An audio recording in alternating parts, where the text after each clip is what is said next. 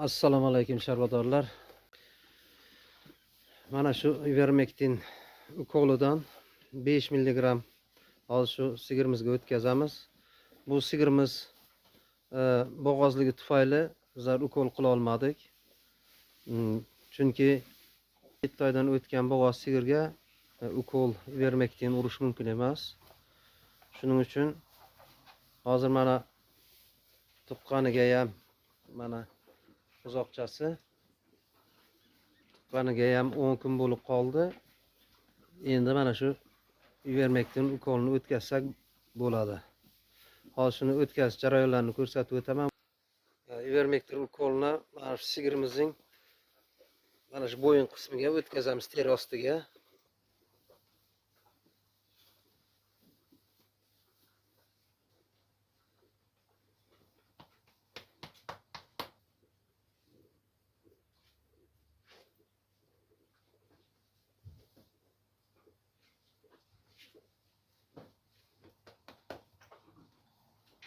Mana shunday qilib teri ostiga jo'natiladi.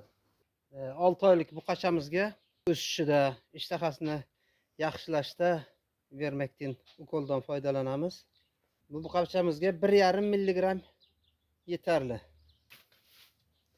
Buni aniq tushunarli bo'lish uchun yaqindan syomka qilyapman. Mana 1,5 milligram dorimizni ham tortib oldik. Shprisimizga endi o'tkazamiz. Albatta bu ukolimiz og'riqli. Har bir chorvadorlarimiz uyida qilishi mumkin bo'lgan ish.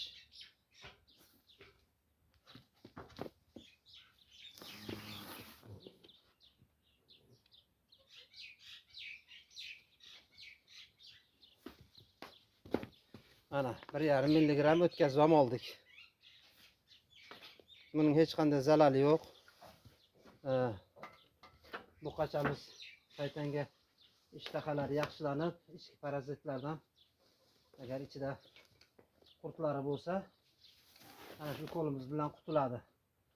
Xudo xolasa yana bir haftadan keyin bu muolajamizni yana takrorlaymiz.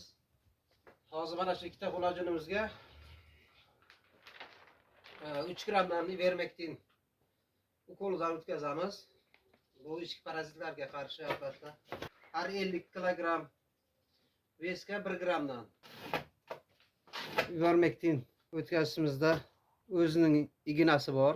O'sha ignadan foydalanamiz. Chunki Ivermectin quyuq ukol bo'lganligi sababli o'zining ignasidan foydalanamiz.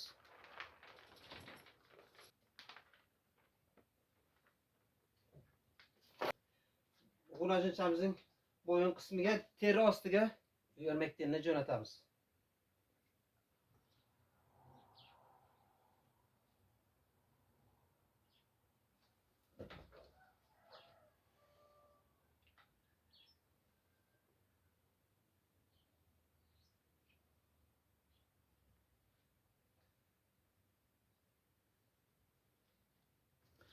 Endi ikkinchi g'ulajinchimizga ham 3 milligram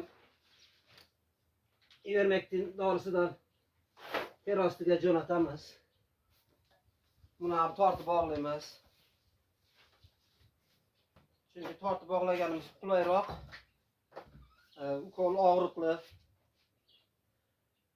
Chunki badanida og'riq his qiladi. Ukol o'tkazgan paytimiz shu payti g'ulajinlarimiz oyog'imizni bosib olish ehtimoli kattaroq bo'ladi. Shuning uchun shu g'ulajinimizni boylab tashlaymiz. 3 milligram tortib oldik. Endi buni teri ostiga jo'natamiz, bo'yin qismiga.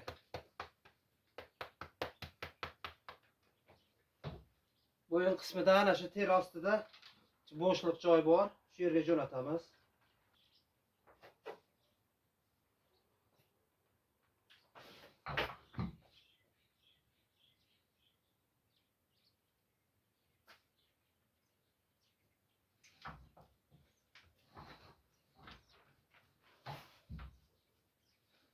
Buqamizga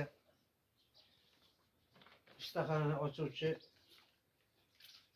mana shu askarbinkani o'tkazamiz. Askorbinovoynaga kislota. Shundan 10 gram o'tkazamiz. Bu askorbinkamiz buqamizning ishtahasini yaxshilaydi. Uning hech qanday salbiy ta'siri yo'q.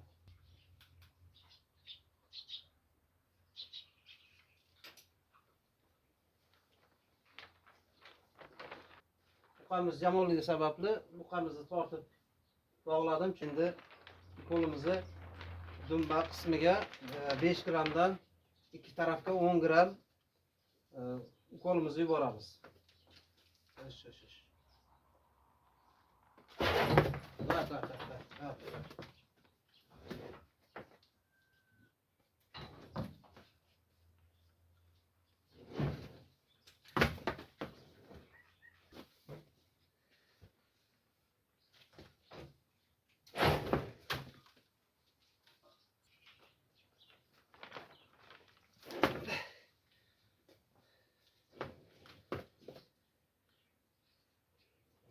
Mana buqamizga ham askarbinka kislotasidan 5 gramdan 10 gram ikki tarafiga dumba qismiga o'tkazdim. Operatorim yo'qligi sababli bir tarafi video syomkamizda tushmay qolibdi. İki tarafiga 5 gramdan 10 gram askarbinkani o'tkazdim.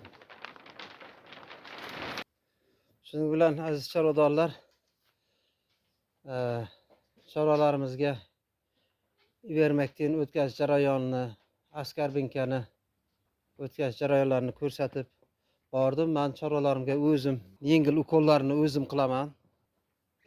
Agar chorvadorlarimizga foydam tekkan bo'lsa, albatta xursandman.